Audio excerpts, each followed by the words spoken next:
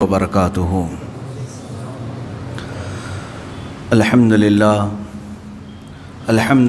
الحنان المنان الذي خلق الانسان وعلمه البيان والصلاة والسلام على رسوله سيد الانس والجان وعلى آله واصحابه ذوي الخير والإحسان، اما بعد فاعوذ بالله من الشيطان الرجيم، بسم الله الرحمن الرحيم۔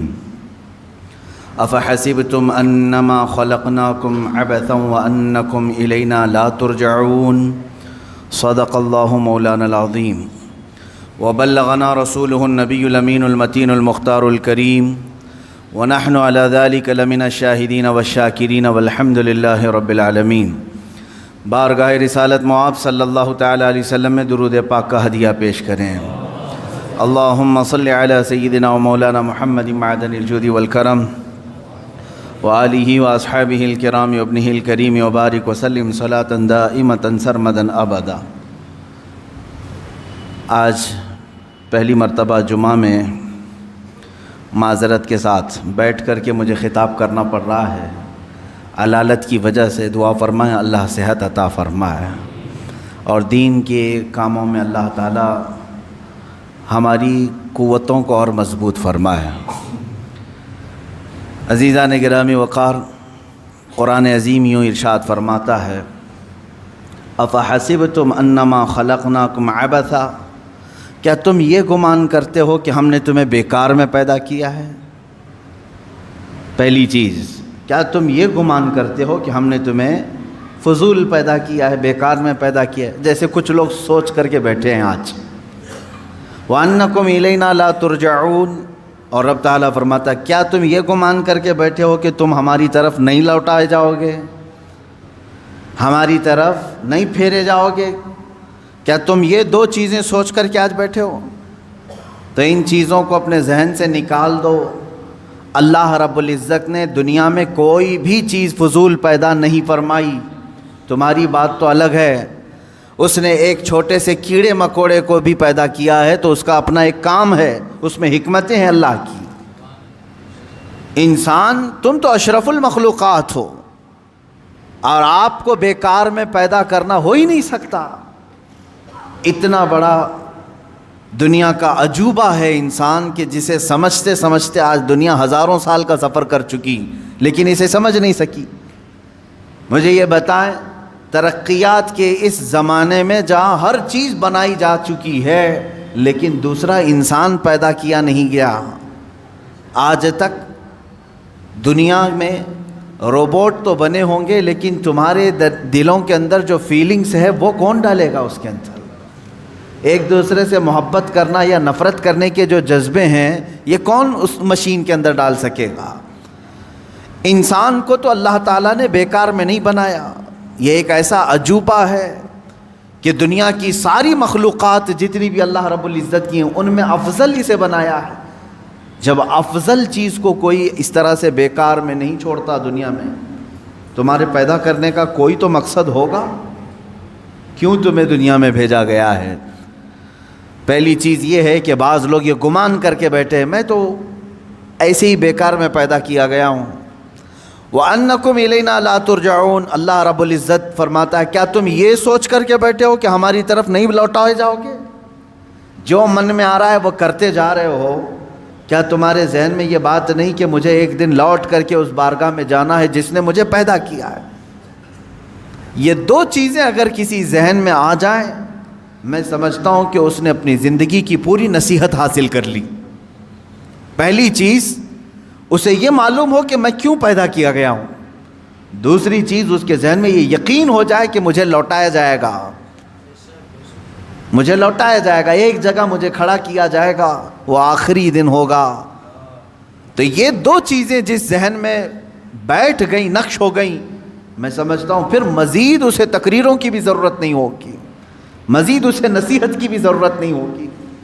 اسی لیے میرے آقا صلی اللہ تعالیٰ علیہ وسلم نے ارشاد فرمایا کہ تمہارے درمیان دو نصیحت کرنے والے ہمیشہ رہیں گے، سمجھانے والے ہمیشہ رہیں گے، ایک قرآن پاک ہے اور دوسرے موت۔ موت تمہیں سمجھاتی رہے گی کہ ہر ایک کو لوٹنا ہے اللہ کی بارگاہ میں، ہر ایک کو پلٹ کر کے جانا ہے رب ذوالجلال کی بارگاہ میں۔ اور پھر بزرگوں نے یہ روایات میں بیان فرمایا، جس بندے کو یہ دو چیزیں سنوار نہیں سکی، تیسری کوئی چیز اسے سدھارے گی بھی نہیں۔ موت لوگوں کی دیکھتا ہے، جنازے اٹھاتا ہے، اپنے ہاتھوں سے دفن کرتا ہے، مٹی ڈال کر کے آتا ہے، پھر اس کے ذہن میں یہ بات کیوں نہیں آتی کہ مجھے بھی اسی مقام پر آنا ہے، مجھے بھی اپنا پورا سفر طے کر کے یہیں آنا ہے۔ اب یہاں پر میں ایک مختصر سی مثال دوں گا۔ مجھے یہ بتائیں، ہبلی ریلوے اسٹیشن پر ٹرین رکی ہوئی تھی، کوئی بندہ جلدی سے چڑھ کر کے بیٹھ گیا ہے۔ ہم نے اس سے پوچھا کہاں جا رہے ہو؟ کہا پتہ نہیں ہے، معلوم نہیں ہے۔ کہاں سے آئے ہو؟ کہا معلوم نہیں مجھے، وہ بھی نہیں معلوم۔ تو آپ کی نظر میں ایسا بندہ کیا ہوگا؟ پاگل ہی تو ہوگا، بیچارے کو یہ بھی نہیں معلوم کہاں سے آیا ہے، اور زبردستی چڑھ کے بیٹھ گیا ہے، اسے یہ بھی نہیں معلوم ٹرین جا کہاں رہی ہے۔ دنیا میں یہ دو چیزیں جسے نہیں معلوم اسے بیوقوف نہیں، مہا بیوقوف کہیں، جسے یہ معلوم نہیں کہ وہ کہاں سے آیا اور کہاں جا رہا ہے۔ سفر یوں ہی نہیں ہوتا، آپ ایک بس میں بھی بیٹھتے ہیں تو پوچھ کر بیٹھتے ہیں کہ یہ کہاں جا رہی ہے۔ ہر ایک انسان کو اپنی منزل معلوم ہے۔ اے انسانوں، تمہیں اپنی اس پوری لائف کی ڈیسٹینیشن کیوں نہیں معلوم کہ تمہیں کہاں تک جانا ہے، تمہیں کہاں تک پہنچنا ہے؟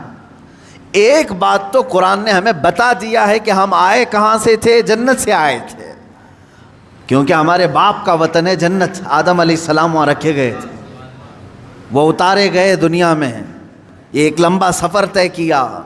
ہم دنیا میں آئے ہیں جنت سے، ہماری روحیں جنت سے آئی ہیں۔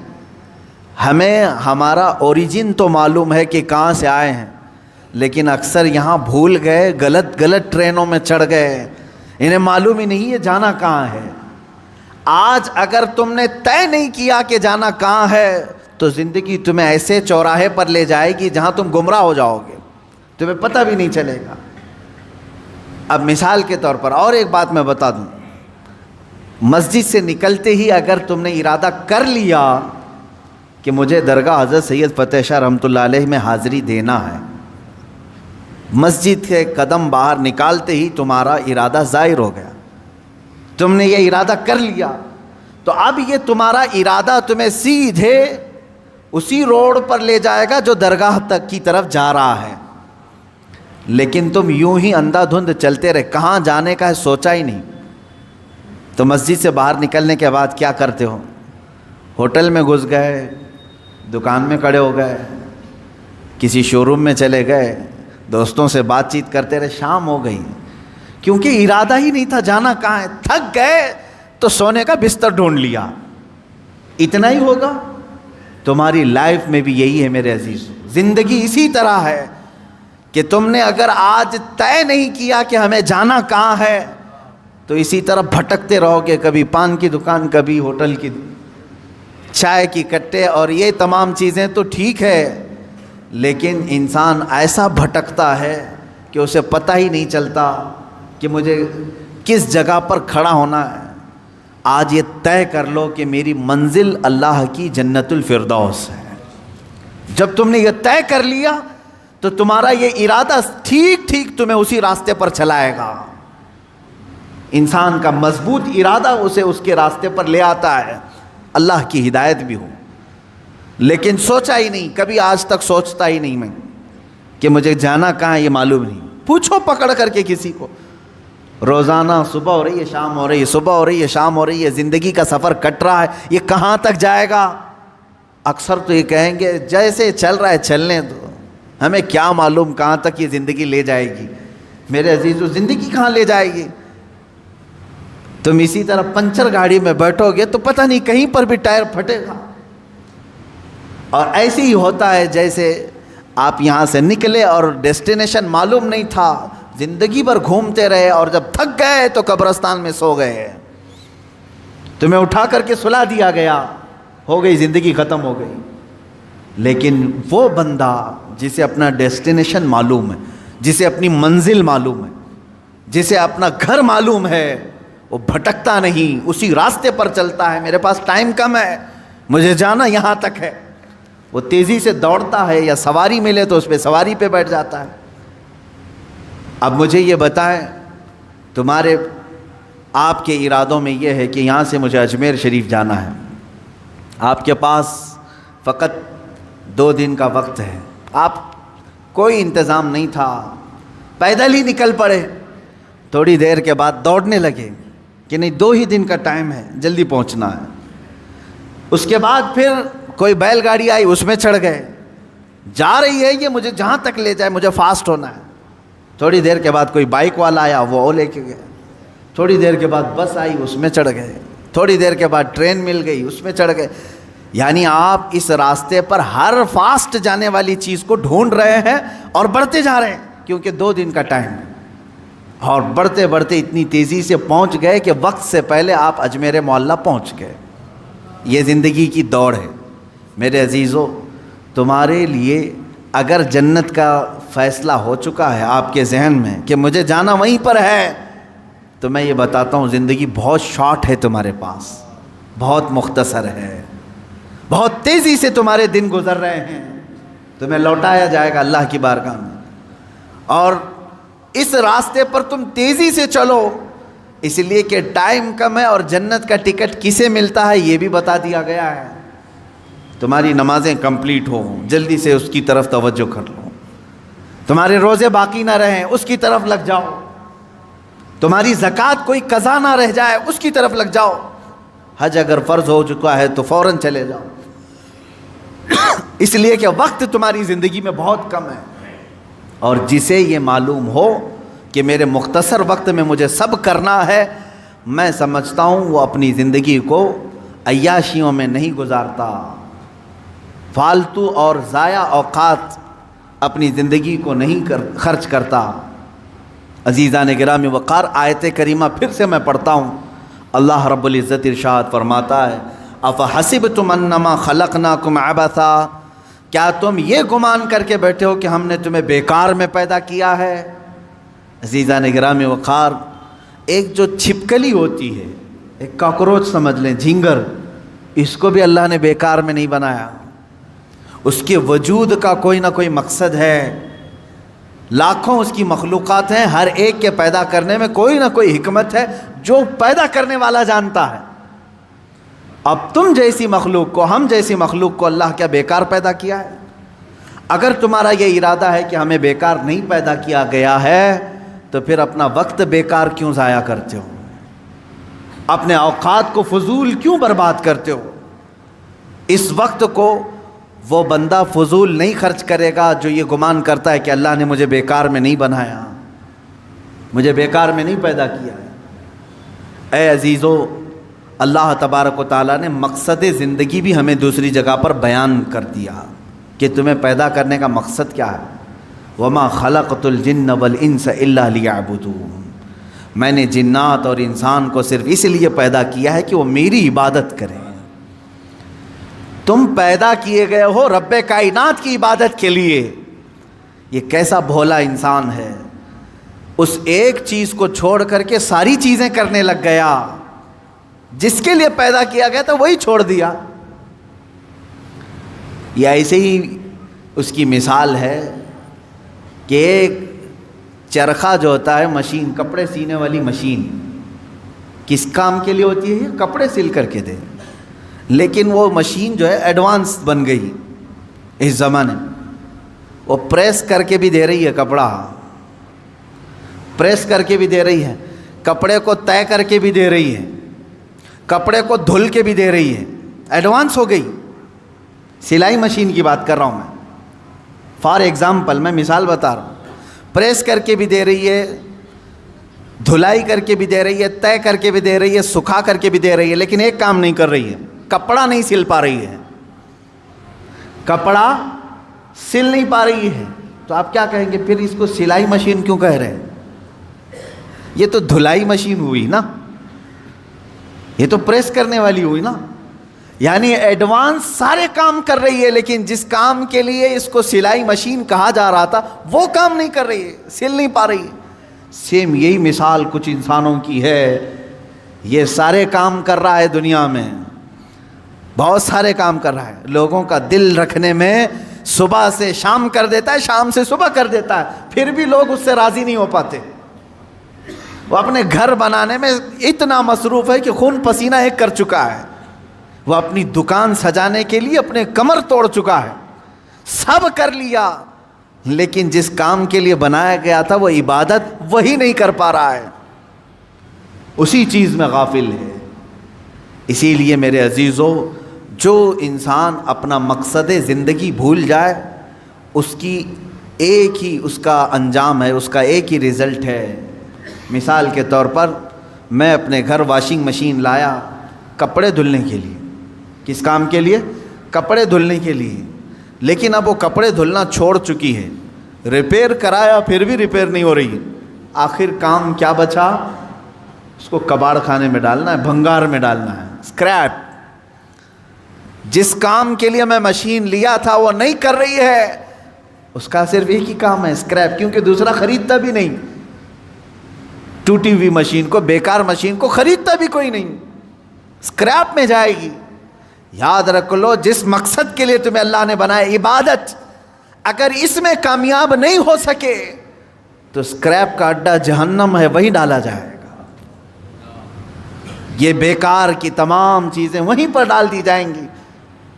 جنہوں نے اپنے آپ کو تباہ کیا، اپنے آپ کو برباد کیا، ان کا ٹھکانہ دوزخ ہے، کیونکہ تم نے جس مقصد کے لیے اللہ نے تمہیں بنایا، اسی مقصد کو چھوڑ کر دنیا کو راضی کرنے میں لگ گئے۔ اب میں آپ کو بتاتا ہوں شیطان ہمیں اپنے اصلی مقصد سے کیسے پھیرتا ہے، ڈائیورٹ کیسے کرتا ہے، تاکہ جس کو کہتے ہیں کنسنٹریشن، توجہ کا مرکز،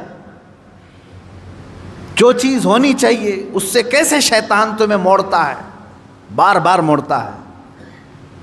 تم کو اللہ رب العزت کو راضی کرنا چاہیے تھا، تم نکلے اپنے گھر سے کہ میں اپنے رب کو راضی کرنے کے لیے چل رہا ہوں، درمیان میں تمہیں کوئی دوست ملا، اس نے یہ بتایا کہ فلاں دوست تو تجھ سے بہت ناراض ہے، پتہ نہیں کل تو نے اس کو کچھ کر دیا تھا، کیا تو نے کچھ کیا تھا، تمہارے دل میں اس دوست کی ناراضگی کی بات آئی، سوچا کہ اس کو منا لیتا ہوں کسی طرح، یا جھگڑا کر لیں یا کچھ بھی۔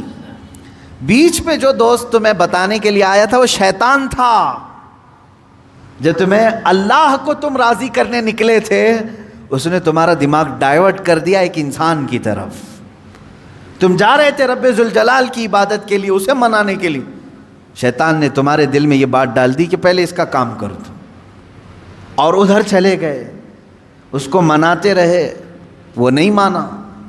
یہاں تک کہ کچھ لوگ ایسے ہیں جن کو منانے میں تمہیں برسوں لگ جاتے ہیں، وہ نہیں مانتے ہیں، ہوتا ہے اسے۔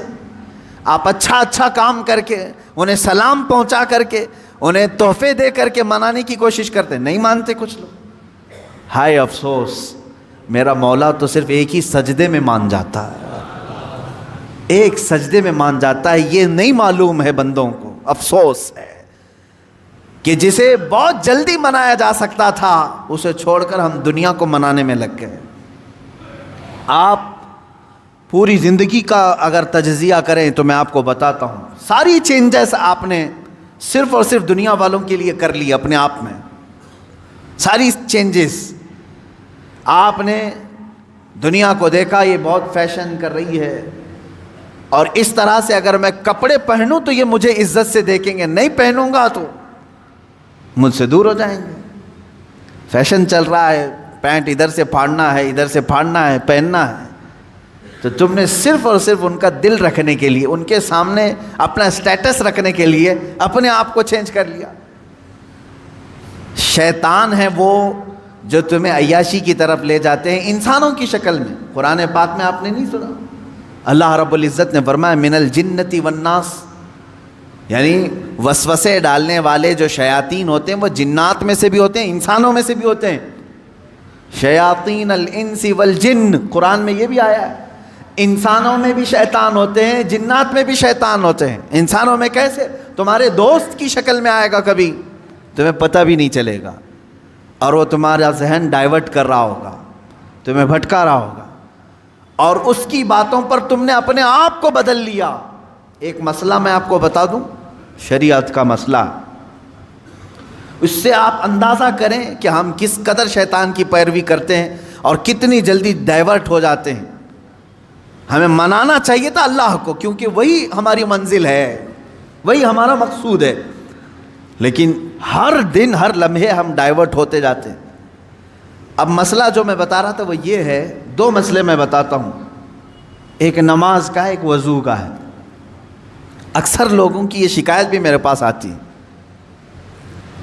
استنجا کر کے آئے، پیشاب کر کے باہر آئے، وضو کرنے کے لیے بیٹھے تو ایسا لگ رہا ہے کہ قطرہ ٹپک رہا ہے یا پیشاب کا قطرہ پھر سے نکل گیا. ایسے کئی لوگوں کو ہوتا ہے. پھر گئے وہ، پھر دھو کر کے آئے، پھر لگا کہ نہیں پیشاب کا قطرہ نکل رہا ہے. یہ اطمینان نہیں ہوتا کچھ لوگوں. حالانکہ استنجا کریں آپ، پورا اس میں استبرا ہے، یعنی کھانس کر کے ہو یا اٹھ کر کے بیٹھ کر کے پیر کو موڑ کے کسی بھی طرح سے آخری قطرہ نکال دیں، یہ ٹھیک ہے. لیکن اس کے بعد آپ وضو کرنے کے لیے آئے تب یہ وسوسہ آ رہا ہے، پیشاب کا قطرہ نکلا، پیشاب کا قطرہ نکلا. اب کیا حکم کیا ہے آپ کے لیے؟ ایک نمبر 1 یہ وضو کا مسئلہ، اس کا بھی حکم میں بتاؤں. دوسرا مسئلہ سن لیں، نماز. 4 رکعت ظہر کی پڑھنے کے لیے کھڑے تھے، یا 4 رکعت عصر یا عشاء کی، 2 رکعت پڑھے، تیسری رکعت میں کھڑے ہوئے تھے. اب شک ہونے لگا کہ دوسری ہے کہ تیسری ہے. تیسری میں کھڑے تھے، یہ شک ہونے لگا یہ چوتھی ہوگی کہ تیسری ہوگی. ایسا ہوتا ہے بہت سارے لوگ. نماز کا ایک مسئلہ یہ ہے. اب وضو کا ہے، دونوں کا حکم کیا ہے اس سے میں آپ کو اپنی زندگی کے متعلق بتاؤں گا. پہلا والا جو مسئلہ ہے پیشاب کے قطرے کا، پہلی مرتبہ ایسا کبھی ہوا ہے تو جاؤ دھل لو. ایک بار ایسا ہوا کہ پیشاب کا قطرہ ٹپکا ہے یا لگ رہا ہے، جاؤ دھل کے آ جاؤ. پھر ایک مرتبہ ایسا ہوا ہے کہ وضو کرنے بیٹھا ہوں، ایسا لگا کہ پیشاب کا قطرہ ٹپک گیا، جاؤ دھل کے آؤ اور اتنا حصہ جہاں کپڑے میں لگا اس کو بھی دھل لو. تیسری مرتبہ بھی ایسا ہوا ہے، دھل لو. اب اس کے بعد شریعت کہتی ہے اب نہیں جانا اس کے بعد. اب وضو کے لیے اگر بیٹھو گے تمہیں لگ رہا ہے کہ پیشاب کے قطرے ٹپک رہے ہیں، ٹپکنے دو. تم پانی لے لو ایک چلو میں اور اس جگہ پر چھڑک دو پانی وہاں پر اس کپڑے کے اوپر چھڑک دو. کیوں؟ اس لیے کہ کہا گیا ہے کہ بعد میں اگر تمہیں وسوسہ بھی آنے لگے تو یوں سمجھ لو یہ پیشاب کا قطرہ نہیں بلکہ میرا چھڑکا ہوا پانی ہے، میرا چھڑکا ہوا پانی. اچھا ایسا کیوں کرایا گیا؟ شک تو ہو رہا ہے. سنیں فقہائے کرام نے فرمایا اے بندے تجھے عبادت اللہ کی کرنی ہے. کس کی کرنی ہے؟ اللہ کو راضی کرنا ہے. اور یہ جو وسوسے آ رہے ہیں تجھے یہ شیطان کے ہیں. اگر تو بار بار اٹھ کر کے دھونے کے لیے چلا جائے گا تو بات یہ ہوگی کہ تو شیطان کی پیروی کر رہا ہے اللہ کو چھوڑ کر کے. یہاں شریعت نے یہاں تک کہا کہ شیطان کی پیروی ہو جائے گی اگر کثرت سے تو کرنے لگ گیا.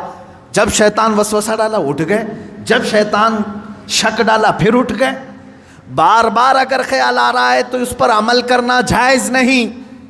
پانی چھڑک لو اور کہو میں شیطان کی پیروی نہیں کروں گا، میرے مولا کی عبادت کروں گا.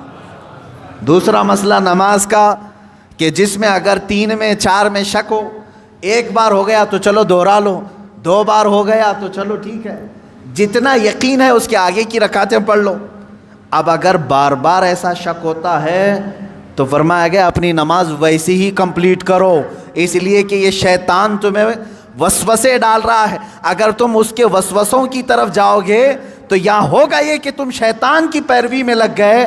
حقیقت میں نماز تو رحمان کی عبادت ہے. آپ سمجھ رہے ہیں؟ یہ 2 مسئلوں سے میں تمہیں بتاؤں گا میرے عزیزو. پوری زندگی بھر شیطان اسی طرح سے کرتا ہے، تو میں اپنے اصلی مقصد سے ڈائیورٹ کر کے کسی عام فضول چیز میں لگا دیتا ہے، فضول چیز میں لگا دیتا ہے.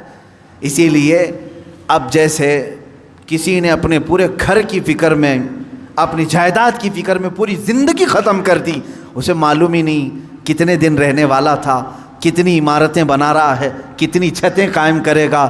اے بندے تیری زندگی لمبی سے لمبی جاتی تو 70-80 سال کی، تو بنا ہی رہا ہے 30-40 سال کی عمر میں، بچے ہیں تیرے پاس 25-30 سال، ان 25-30 سالوں کے لیے تو نے اپنی پوری زندگی جھونک دی، صحت و طبیعت سب برباد کر ڈالی۔ لیکن جہاں 100 سال سونا ہے کہ 200 سال کہ 500 سال کہ 1000 سال، ہمیں معلوم نہیں قبرستان میں کتنا سونا ہے، وہاں کے لیے بندہ ایک رات کی بھی عبادت کرنے کو تیار نہیں، ایک تسبیح گھمانے کو بھی تیار نہیں، وہاں کی عمارت تیار کرنے کو بندہ تیار نہیں۔ یہ شیطان ڈائیورٹ کر چکا ہے تمہیں، تمہاری اصلی منزل تو وہ تھی، تمہیں لگا دیا کسی اور کام میں، تمہیں لگا دیا کسی اور کام میں۔ عزیزان گرامی، اسی لیے تو شاعر نے کہا تھا، آگاہ اپنی موت سے کوئی بشر نہیں، سامان 100 برس کا ہے پل کی خبر نہیں، 100 برس کے پلان ہے پل کی خبر نہیں۔ تو شیطان اس طرح سے جو ہر زندگی میں ڈائیورٹ کرتا ہے۔ اب میں آپ کو بتاؤں ایک چیز، جن چیزوں کو ہم سمجھتے ہیں کہ یہی کل ہے دنیا میں، نوجوان یہ سمجھتا ہے کہ ایک خوبصورت لڑکی مل جائے پوری زندگی ہے، دیکھو اسی پر تو شعر و شاعری کرتا ہے، اسی پر تو پوری محبت کے نغمے گاتا ہے، اسے معلوم نہیں کتنے دن کیا یہ عائش ہے۔ اور کچھ لوگ یہ سمجھتے ہیں کہ مال، گاڑی، کار، بنگلہ ہو جائے یہی سب کچھ ہے۔ تقریباً انہی میں ہم سب دوڑ رہے ہیں، انہی میں ہم دوڑ رہے ہیں۔ ایک بادشاہ نے اعلان کیا کہ آج میری عنایتوں کا دریا جوش میں ہے، میں خوب عطا کروں گا۔ لوگوں کو بلایا، ایک کوئی بندہ ایسا آ جائے جس کے لیے میں کہتا ہوں اپنے ہاتھ میں ایک چھڑی لے لے، لکڑی لے لے، اور وہ زمین پر دائرہ کھینچتا جائے صبح فجر کے بعد۔ اب وہ دائرہ کھینچتا کھینچتا سورج کے ڈوبنے سے پہلے پہلے تک جتنا دائرہ کھینچ لے گا وہ پوری زمین اس کے نام پہ کر دوں گا۔ دن بھر میں آپ کتنے ایکڑ کھینچ لیں گے؟ اگر فری میں مل رہا ہے تو کون چھوڑے گا؟ دائرہ کھینچنے کے لیے کہا کہ جو لکیر سے سرکل بنا لے، جتنا بنا لے گا، لیکن ٹائم ہے سورج ڈوبنے سے پہلے پہلے تک۔ اس میں سے ایک وزیر یا ایک سپاہی آگے آیا اور اس نے اپنے ہاتھ میں چھڑی لے لی، بادشاہ سلامت مجھے اجازت دے دے۔ اور بادشاہ نے کہا کہ اگر سورج ڈوب گیا تو پھر ایک بالشت زمین بھی نہیں دی جائے گی، یعنی 1 فٹ زمین بھی نہیں دی جائے گی۔ ہاں، سورج ڈوبنے سے پہلے پہلے تک یہاں پر دائرہ مکمل کر۔ اب وہ نکلا چھڑی لے کر کے، لکیر کھینچتے کھینچتے، اسے بہت بڑی زمین چاہیے تھی، اتنی بڑی کہ اس سلطنت میں کسی کی نہ ہو، جب فری میں مل رہی ہے۔ کھینچتا کھینچتا وہ کافی دور تک چلا گیا، دوپہر ہو گئی، تھک گیا، کچھ دوڑا کچھ چلا۔ اب جب دوپہر ہو کر سورج ڈھلنے لگا تو اس نے سوچا واپس ہو جاتے، چونکہ جہاں سے میں دائرہ کھینچا ہوں وہاں تک لا کر کے لکیر کو ملانا ہے، اتنی زمین میرے نام پہ۔ اب واپس ہوا، اب یہ کتنے کلومیٹر کی زمین گھیرا تھا واللہ عالم، دوڑا تھا اس نے صبح سے لے کر دوپہر تک، نہ کھانا ہے نہ پانی ہے، دوڑ رہا تھا۔ دوڑتے دوڑتے سورج پیلا ہو گیا، عصر کا وقت آ گیا۔ اب اس نے دیکھا کہ بادشاہ کا محل اور سپاہی سب قریب نظر آ رہے ہیں، دل میں ٹھنڈک ہو گئی، میں پہنچ جاؤں گا۔ سورج کے ڈوبنے سے پہلے پہلے میرے بگننگ پوائنٹ جو ہے، جہاں سے سٹارٹ ہوا تو وہاں تک پہنچنا ہے مجھے۔ لیکن تھک گیا تھا، آزا جواب دے رہے تھے، نڈھال ہو گیا، شاید آدھا کلومیٹر یا 1 کلومیٹر باقی رہ گیا ہوگا، چلنے کی سکت نہیں رہی۔ لیکن باہر سے وہاں سے لوگ آوازیں دے رہے تھے، بہت لمبی زمین تو نے گھیرا ہے، اتنی بڑی زمین کسی کو نہیں ملی سلطنت میں، آ جا دوڑتے ہوئے۔ کچھ لوگوں نے ہمت دکھائی، حوصلہ دلایا، دوڑا اور تیزی سے دوڑا، پھر دوڑا، سورج ڈوبنے کے بالکل پاس میں آ گیا، سورج غروب ہونے کے لیے بس آدھا سورج اندر جا چکا تھا، اور اس کا پوائنٹ جہاں سے شروع کیا تھا وہ بھی قریب نظر آ رہا تھا، وہ بھی قریب نظر آ رہا تھا۔ دوڑا اور دوڑا، یہاں تک کہ اپنے اس پوائنٹ کے بالکل پاس میں پہنچا، لیکن سورج ڈوبا۔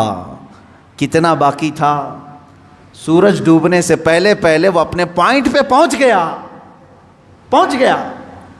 اس طرح کہ پیر اس کے ایک طرف، ہاتھ اس کے اس طرف، سو کر کے اس نے اپنی لکڑی آگے کی، پوائنٹ پر پہنچ گیا. اس کے بعد سورج ڈوب گیا. اب اس کی ہو گئی زمین، جتنا صبح سے لے کر دوڑا تھا اس کی ہو گئی زمین. لیکن جب قریب میں آئے، اٹھانے کی کوشش کی تو اس کا انتقال ہو چکا تھا. دن بھر ایسا دوڑا تھا کہ روح نکل گئی، اسی طرح پڑا تھا. اس کے پیر اور اس کے ہاتھ، اس کا ہاتھ کی موجود لکڑی اس پوائنٹ تک پہنچی ہوئی تھی اور وہ وہاں مرا ہوا پڑا تھا، روح نکل چکی تھی. بادشاہ آیا، وزیروں کو کہا اٹھاؤ، اس کی قبر یہیں بنائی جائے گی جہاں یہ انتقال کیا ہے. اس کی قبر وہیں کھودی گئی. کتنے فٹ کا رہا ہوگا؟ 6 فٹ کا رہا ہوگا، جتنا بھی رہا ہوگا. قبر اس کی بنائی. بادشاہ نے ایک بہت تاریخی جملہ اس کی قبر پر لکھا، کہا کہ اس کو ضرورت صرف 6 فٹ کی تھی، دوڑا پورے دن بھر، اس کو اتنی ضرورت تھی اور دوڑا اتنا کہ اپنی موت کے منہ میں چلا گیا. موت کے منہ میں چلا. یہی ہماری زندگی ہے آج. تقریباً اسی کی طرح ہم بھی کر رہے ہیں. اتنا دوڑ رہے ہیں، پتہ ہی نہیں چلتا کہ کہاں موت آ گئی. تمہیں ان تمام چیزوں کی ضرورت ہی نہیں تھی جس کے پیچھے پڑے ہوئے ہو. سب تو اللہ نے لکھ کر کے بھیجا ہے. ارے میاں، تم اپنی ماں کے پیٹ میں 100 دن کے نہیں تھے، تب اللہ نے فرشتوں کو بھیج کر کے لکھوا دیا، اسے اتنا رزق لکھ دو، اسے اتنے اولاد لکھ دو، اسے اتنی خوشبختیاں لکھ دو. سب لکھا جا چکا ہے. جو ملنا ہے اس پر ہم پوری زندگی کیوں داؤ پر لگائیں؟ ہمیں تو اس مولا کو راضی کرنے کے لیے زندگی خرچ کرنی چاہیے. ہم وہ نہیں کر سکے. میں یہاں چند بزرگوں کی بات بتا دوں. اللہ والے کیا دنیا میں انہوں نے کچھ حاصل نہیں کیا؟ مخدوم علی شاہ مینا رحمۃ اللہ تعالی علیہ، محمد شاہ مینا رحمۃ اللہ علیہ، لکھنؤ کے بڑے بزرگ، ان کی سیرت میں نے پڑھا. جانتے ہیں عبادت بھی کیسے کرتے تھے؟ اللہ اکبر. رات کے وقت کھلی دیوار جو ہوتی، کمپاؤنڈ جیسے ہوتا ہے دیوار کے اوپر کھڑے ہو جاتے تھے، عبادت کے لیے کھڑے ہوتے تھے. ادھر بھی نیچے، ادھر بھی نیچے، بیچ میں دیوار ہے. کھڑے کھڑے عبادت کرتے تھے رات تک. لوگ کہتے کہ حضور مسجد ہے، نیچے صحن ہے، آرام سے کریں. کہتے جب آرام ملتا ہے تو نیند آ جاتی ہے، آرام ملتا ہے تو نیند آ جاتی ہے. میں دیوار پر کھڑا ہوتا ہوں اور رات کو نیند آتی ہے تو کبھی کبھار دیوار سے گر جاتا ہوں. تو کہا گر جاتے ہیں پھر بھی کھڑے ہوتے ہیں؟ کہا ہاں، جو جسم غافل ہوگا اس کی سزا یہی ہے کہ وہ دیوار سے گرایا جائے. جو اپنے مولا سے غافل ہو اس کی سزا یہی ہے کہ اسے گرایا جائے. یہ اللہ والے تھے جو لمحے بھر کے لیے غافل ہوتے تو اپنی جسموں کو سزا دے دیتے تھے. حضرت سیدنا ابو بکر شبلی رحمۃ اللہ تعالی علیہ، یہ ہمارے سلسلہ قادریہ کے بڑے بزرگ ہیں. بحر شبلی شیر حق دنیا کے کتوں سے بچا، ایک کارک عبد واحد بے ریا کے واسطے. ہم شجرہ میں پڑھتے ہیں ان کا نام. حضرت ابو بکر شبلی رحمۃ اللہ علیہ بغداد شریف کے بزرگ ہیں.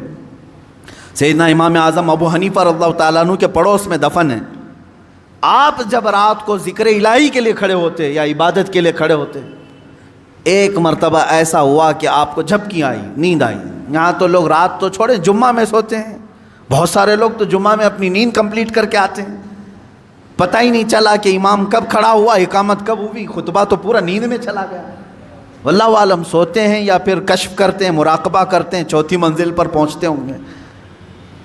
عزیزان گرامی، یہ وہ دل سوتا ہے جسے اپنے رب تعالیٰ کی طرف توجہ نہیں ہوتی.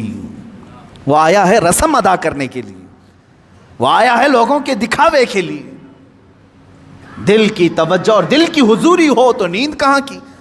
حضرت ابو بکر شبلی رحمۃ اللہ تعالیٰ علیہ رات کے وقت جھپکی آ گئی، تھوڑا سا اونگ آئی. کیا کیا جانتے آپ؟ وہ کھڑے ہوئے ہیں.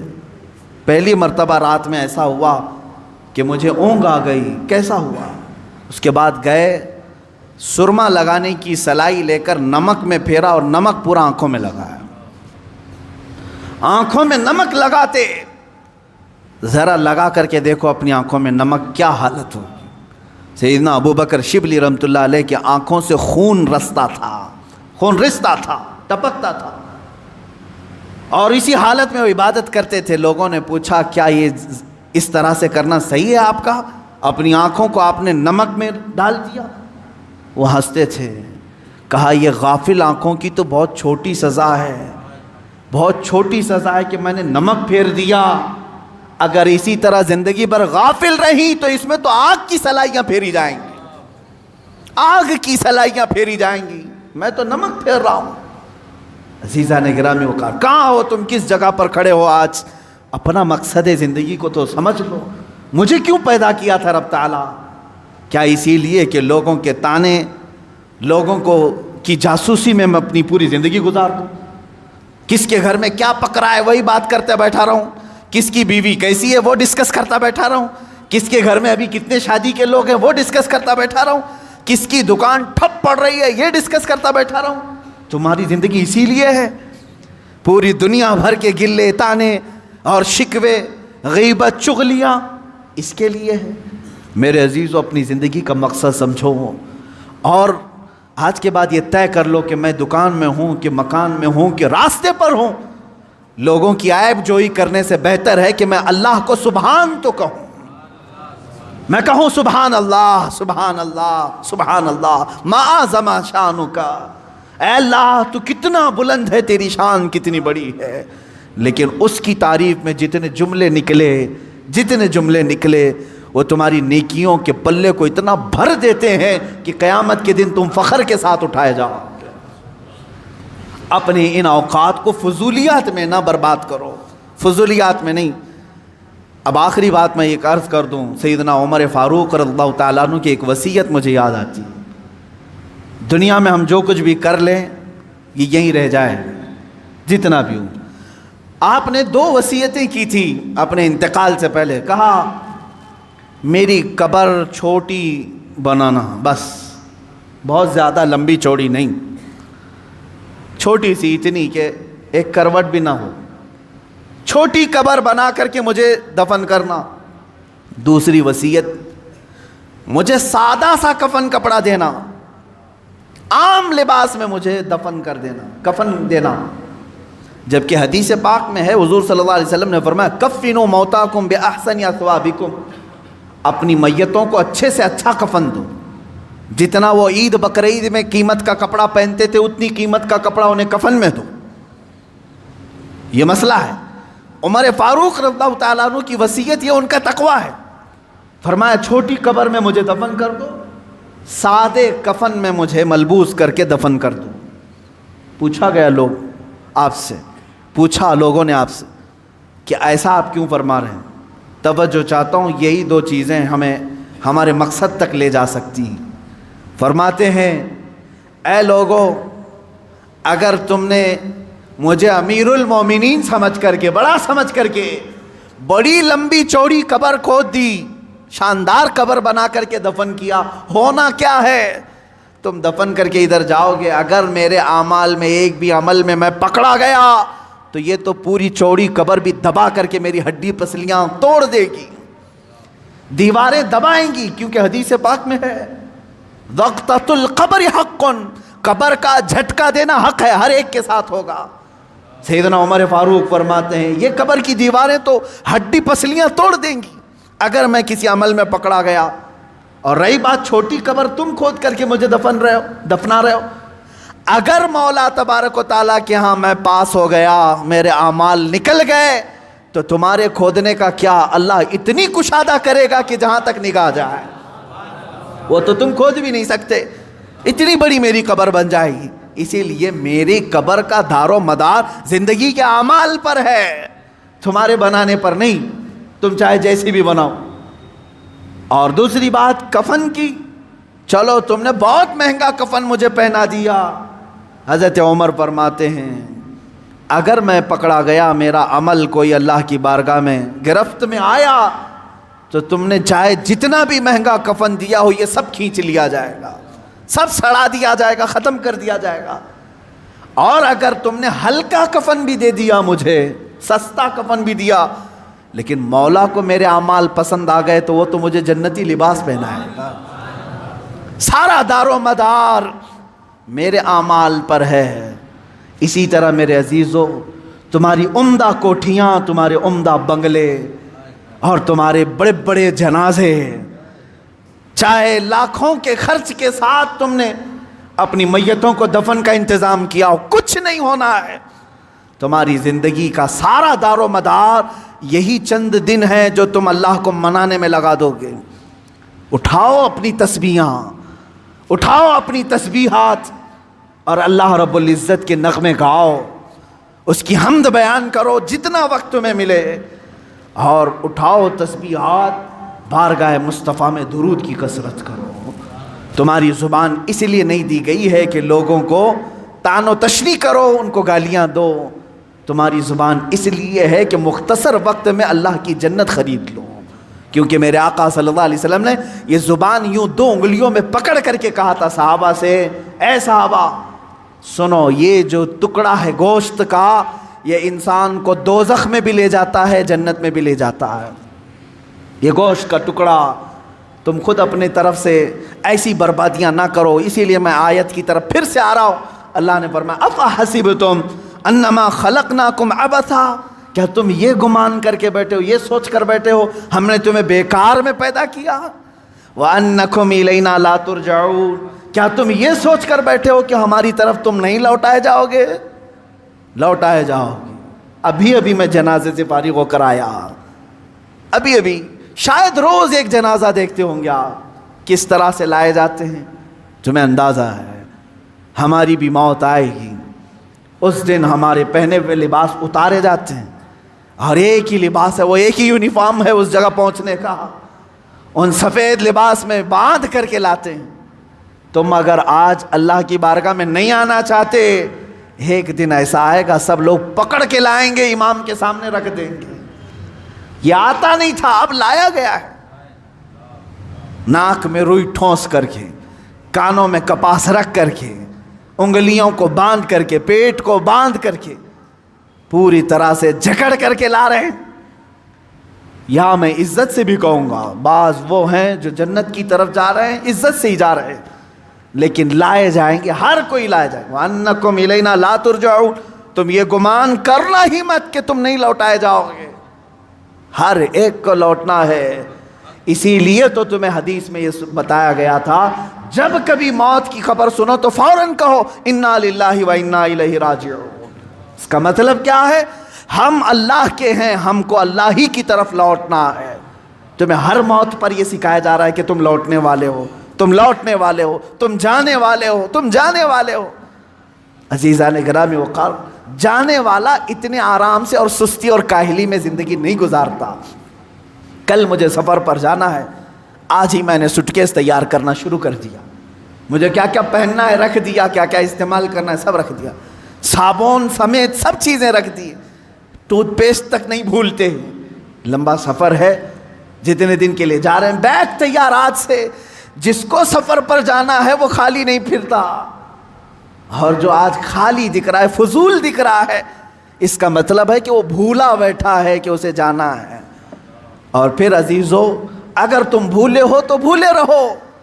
قرآن میں اللہ تعالیٰ فرماتا ہے ایک دن ایسا آئے گا کہ کچھ لوگوں کو اندھا اٹھایا جائے گا، وہ پوچھے گا قال رب لم حشرتنی اعما وقد كنت بصیرا، اے اللہ تو نے مجھے اندھا کیوں اٹھایا؟ اندھے بھی اٹھائے جائیں گے، ننگے بھی اٹھائے جائیں گے۔ پوچھے گا کیوں مجھے اندھا اٹھایا جبکہ میں دیکھتا تھا، آنکھیارا تھا؟ رب تعالیٰ کا جواب سنو، 16ویں پاری کی آیت میں پڑھ رہا ہوں، سورہ طٰہٰ کی آیت۔ اللہ فرماتا قال كذلك اتتك آیاتنا فنسیتها وكذلك اليوم تنسى، اے بندے تجھے یاد ہے اسی طرح میری آیتیں تیرے تک آتی تھی دنیا میں، تو نگلیکٹ کر دیتا تھا، تو بھلا دیتا تھا، تجھے بلایا جاتا تھا تو پیٹ پھیر کر چلا جاتا تھا۔ رب تعالیٰ فرماتا ہے کذالک الیوم تنسیٰ، اسی طرح آج تجھے بھلا دیا گیا، آج تجھے بھلا دیا گیا، تیری طرف دیکھا بھی نہیں جائے گا۔ قیامت کے دن کچھ بندے ایسے ہوں گے جو ربی ربی ربی کہہ کر 100 سال تک پکاریں گے۔ 100 سال تک اسے رحمان رحمان کہہ کر 100 سال پکاریں گے. فرشتے کہیں گے مولا تیرے بندے تجھے پکار رہے ہیں. رب تعالیٰ کیا فرماتا ہے؟ فرماتا ہے ان سے کہہ دو لا یکلمہم اللہ یوم القیامہ، اللہ ان سے آج بات بھی نہیں کرنا چاہتا. لا ینظر الیہم، قرآن کہتا ہے ان کی طرف اللہ دیکھنا بھی نہیں چاہتا، کیونکہ دنیا میں تم اسے دیکھنا نہیں چاہتے تھے، دنیا میں تم اسے منانا نہیں چاہتے تھے، تم اس کی طرف آنا نہیں چاہتے تھے. قیامت کا دن وہ بڑا جانگداز ہے، وہاں فرشتے ملائے اعلیٰ انبیاء سب نفسا نفسی کے عالم میں ہیں. اگر رحمان یہ کہہ دے تمہارے لیے میں تیری طرف دیکھنا نہیں چاہتا، میں تجھ سے بات نہیں کرنا چاہتا، پھر تم 100 سال پکارو گے، 100 سال تک پکارتے رہو گے. اس لیے بہتر یہ ہے کہ آج وہ مولا فرما رہا ہے ادعونی استجب لکم. آج تم نے ایک بار اگر مجھے یہاں پکارا میں 70 بار جواب دوں گا. 70 بار وہ تجھے پوچھے گا ہے بندے بتا تیری حاجت کیا ہے، بندے بتا تیری طلب کیا ہے. یہاں تم پکارنا چھوڑ دو گے تو وہاں تم پکارتے رہو گے اور جواب کوئی نہیں آئے گا. اللہ رب العزت ہر ایک کو اپنا مقصد زندگی سمجھنے کی توفیق عطا کرے. بہت ہو گیا میرے عزیزو، آسمان سر پر آ چکے ہیں ہمارے، جگہ جگہ کے تھک چکے ہیں تمہیں یہ ہنگامے. شاعر نے کہا تھا جگہ جگہ کے تھک چکے ہیں تمہیں یہ ہنگامے. مسافرو مسافر نشاط لذت خواب گراں بدل ڈالو، غلط روی سے منازل کا بودھ بڑھتا ہے. ٹیڑھا میڑھا چلو گے تو سفر لمبا ہو جائے گا، غلط روی سے منازل کا بودھ بڑھتا ہے. مسافرو روش کارواں بدل ڈالو، آج بدل دو. زندگی چلنے کے طریقے وہ نہیں ہیں جو میرا جوان چل رہا ہے آج، تمہارے چلنے کے وہ انداز نہیں ہیں. حالی نے بڑے شاعر، انہوں نے بارگاہ رسول میں یوں التجا کی تھی اے خاص خاصان رسول وقت دعا ہے، امت پہ تیرے وقت عجب آ کے پڑا ہے، امت پہ تیرے آج عجب وقت آ کے پڑا ہے. اے رسول پاک آج ہماری مدد کر لے. کیوں؟ اس لیے کہ وہ نکلے تھے جو عرب سے بڑی شان سے، وہ مومنین نکلے تھے بڑی شان سے. آج وہ اسلام اپنے ہی دیش میں غریب الغربا ہے. یہاں کروڑوں کی تعداد میں ہو کر ہم غریب ہیں، اجنبی ہیں، مارے جاتے ہیں، توڑے جاتے ہیں، پھونکے جاتے ہیں، جلائے جاتے ہیں. اس کی وجہ یہ ہے کہ ہم نے اپنے رشتوں کو چھوڑ دیا اور اپنا مقصد زندگی چھوڑ دیا. وہ صحابہ کی جماعت تو دیکھیں، نہتے تھے، نکلتے تھے، اور شادی کے لیے نکلا ہوا جوان آج شادی ہے. حضور نے طے کی شادی، راستے میں سامان خریدنے گیا ہے. حضرت عبداللہ اسود رضی اللہ تعالیٰ عنہ کالے حبشی تھے، غریب تھے، مال صحابہ نے دیا تھا جا تیری شادی ہے سامان خرید کر کے لیا. بازار میں گئے، اچانک کافروں کے حملے کی خبر آئی کہ مدینے پر حملہ ہونے والا ہے. اعلان ہو گیا، اللہ کی رضا کے لیے اللہ کے رسول نے بلایا جہاد میں. شادی کا سامان چھوڑ کر کے وہ تلواریں خریدنے میں لگ گئے، گھوڑا خریدا، زیرہ خریدا. صحابہ کہتے ہیں یہ سارے سامان جو شادی کے خریدنے کے تھے سب اپنی شہادت کے سامان خرید کر کے آیا، اور گھوڑے پر بیٹھا. لوگ کہتے ہیں ہم پہچان نہیں پا رہے تھے، اس لیے کہ ہمیشہ یہ پیدل چلنے والا آج نہایتی شان کے ساتھ گھوڑے پر سوار ہے. لوگوں نے پوچھا ذرا اپنا چہرہ ہٹا کر کے دکھاؤ، زیرہ لوہے کی تانتوں والی جو ٹوپی ہوتی تھی پہن کر کیا ہے. وہ ہنستے ہوئے کہا پہلی مرتبہ مجھے دولہا بننے کا شرف ملا ہے، میں میدان جہاد میں جا رہا ہوں. اور دوسرا دن تھا کہ جہاد کے میدان میں لڑتے لڑتے یہ عبداللہ اسود شہید بھی ہو گئے. ان کی زندگی تھی، ان کی زندگی تھی. انہوں نے اپنی کل زندگی دنیا بنانے میں مصروف نہیں رکھی، اپنے مولا کو راضی کرنے کا اگر ایک لمحہ بھی آ گیا سب چھوڑا اور اللہ کو راضی کرنے پر آ گئے. یہ زندگی کا مقصد ہے میرے عزیزو. آج اگر تمہاری دکان تمہیں روکتی ہے، تمہاری بازار تمہیں روکتی ہے، تو اس سے زیادہ گئی گزری زندگی اور کچھ نہیں. اللہ سے اگر تمہیں یہ دکانیں روکتی ہیں تو ان دکانوں کا کیا یہ جہنم میں لے جائیں گی. ہاں اگر تم دکان میں بیٹھے مولا کی طرف بلاوا آ گیا، چھوڑ دیا اور آ گیا، تو یہ کہتے ہی عبداللہ ہے، اللہ کا بندہ ہے، ورنہ میں کہوں گا عبد المال ہے۔ عبد المال مال کا بندہ اور عبداللہ اللہ کا بندہ۔ تم فیصلہ کر لو عبد المال بننا ہے کہ عبداللہ بننا ہے۔ وآخر دعوانا ان الحمد للہ رب العالمین۔